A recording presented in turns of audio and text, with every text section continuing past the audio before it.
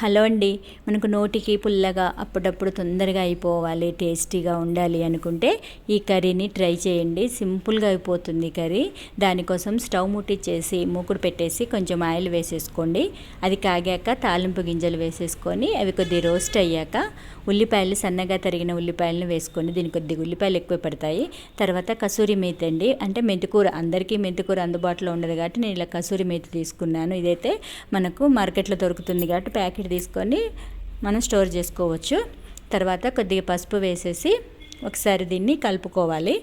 ఇది సిమ్లో పెట్టేసండి కొంచెం ఫ్రై చేసుకోవాలి. ఒక 5 మినిట్స్ ఇలా కొద్దిగా ఫ్రై అయ్యాక ఇప్పుడు ఇందులో టమాటాని సన్నగా తరిగి మనకి ఎన్ని కావాలన్నీ ఇలా వేసేసుకోండి.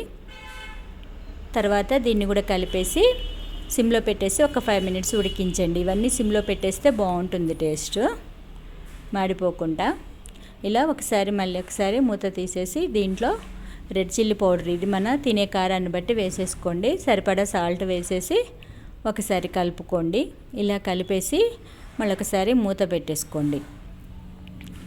ఇప్పుడు ఒకసారి చూద్దాం.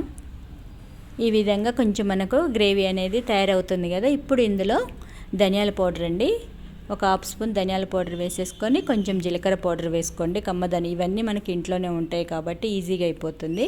తర్వాత కొబ్బరి పొడి, ఒక 2 స్పూన్ల కొబ్బరి పొడి వేసేసుకోండి. ఈ విధంగా వేసేసుకొని సిమ్లో పెట్టేసి దీన్ని ఇంకొక 5 మినిట్స్ ఉడికించుకుంటే మనకు మేతి టమాటా కర్రీ రెడీ అయిపోయినట్టే. చాలా బాగుంటుంది. ఇలా మీరు కొత్తగా ట్రై చేయండి. ఓకేనండి, మీకు ఈ కర్రీ నచ్చిందా? నచ్చితే ఒకసారి ట్రై చేసి మీకు ఎలా వచ్చింది అనేది నాకు కామెంట్ చేయండి. అదేవిధంగా ఈ వీడియో నచ్చితే షేర్ చేయండి, లైక్ చేయండి, సబ్స్క్రైబ్ చేసుకోండి. Thank you for watching.